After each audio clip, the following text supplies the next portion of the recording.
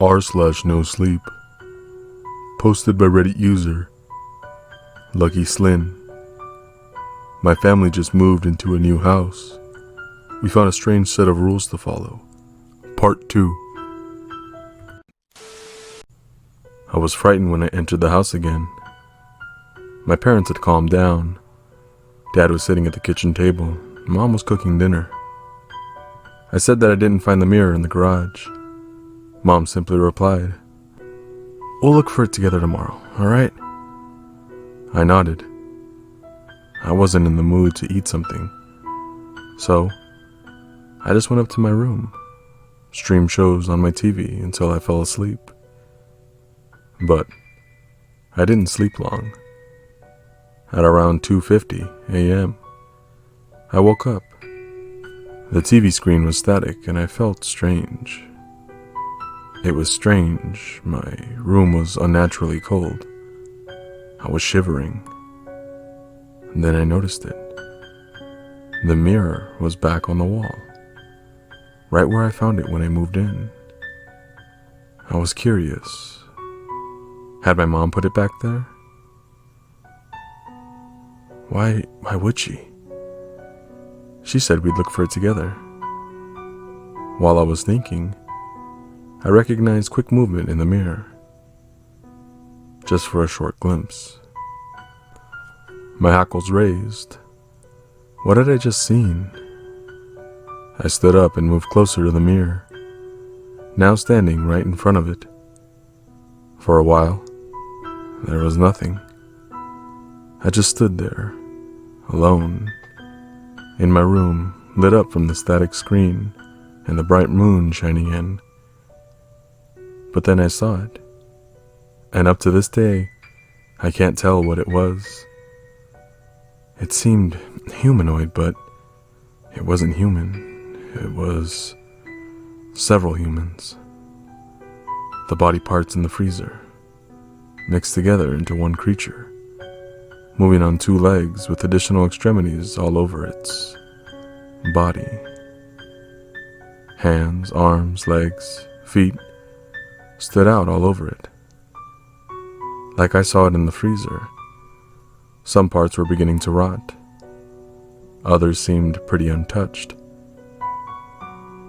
I viewed its entire appearance, taking a step back when I suddenly realized it.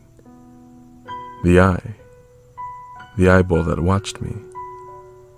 It was right there, in the middle of its head, if you can even call it a head. It was a lump of flesh with the eyeball in its very center, staring at me with the same waiting look it had in the freezer when I first saw it. It was so cold I could see my breath. My mind was nearly crashing. What was I seeing? Before I could start to think about it, I noticed it moving.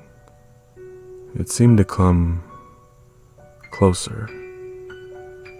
In the same moment, the whispering started. I could hear several people talking.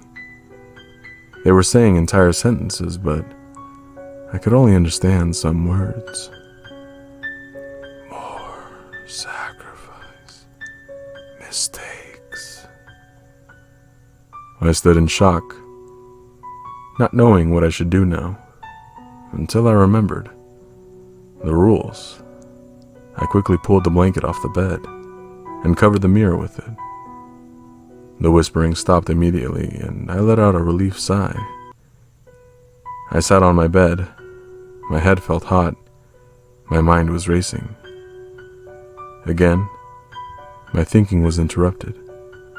The static on the TV screen had stopped, and you won't believe what I saw.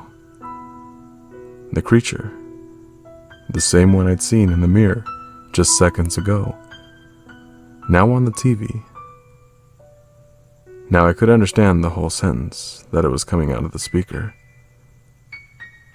Don't try to escape, Adam. I quickly turned the TV off and pulled the plug. I had to calm down. I left my room and headed for the kitchen to get some water. As I came down the stairs, I saw my little brother in the living room, staring at the wall. Confused, I asked him, Jacob, what are you doing?" He didn't turn around when he answered, "They want me to play with them." They? What was he talking about? Oh, shit. I realized what he was staring at. Shadows, all over the wall. They were dark shadows. They were moving, dancing. It was almost hypnotizing. I jumped down the last stairs and ran to Jacob, grabbing him by the shoulder and pulling him away from the wall. Now I could hear the shadows too. Their voices were the same ones that I'd heard in the basement and in my room. Were they the souls of the murdered people? I didn't think about it for long, just pushing my brother out of the room towards the stairs. "Okay, Jacob, go to your room and sleep." "But Adam..." "Shh. Do what I told you." He went upstairs, but stopped several times looking back to me. I signaled to him to continue walking and waited until I heard that door of his shut. This was crazy. When I came back into the living room, the shadows were gone. Nothing, just our living room. It was almost like I could have only dreamed that, but I knew it wasn't a dream. I knew what I had seen, and it freaked me out. There definitely was more to this house than the officers, pre-owners, and my dad told us. I went into the kitchen to get a glass of water, thinking as I stood by the sink, why was my dad acting like it was all a prank? It obviously wasn't. Did he know what happened in this house? You see, my family never had a huge load of money. Moving in this quiet big house seemed odd. Unless it was cheaper because of its history. Because of the things that happened here. Because it was haunted. My thoughts drifted away. I looked around the room. The table, the oven, the clock. The clock! No. It read 2:58 a.m. Chills ran down my spine. I remembered the third rule. Don't leave your room from 3 a.m. to 4 a.m. That's it. I had enough. I wanted to go to my room quickly and sleep. Forget about all this until the morning. Then confront Dad with all the things I'd seen in the haunted house. I went out the kitchen and up the stairs, straight to my room, and closed the door behind me. My room was completely dark. Only the light of the moon supplying it with a beam of light. My blanket was still over the mirror, but luckily I had another one on my sofa. The room wasn't as cold as it was when I woke up. Another weird thing I'd think about tomorrow. I grabbed my phone and checked who of my friends was still up. Thank God Nick, my best friend, was. I explained the situation to him and told him about everything that had happened. Luckily, he believed me.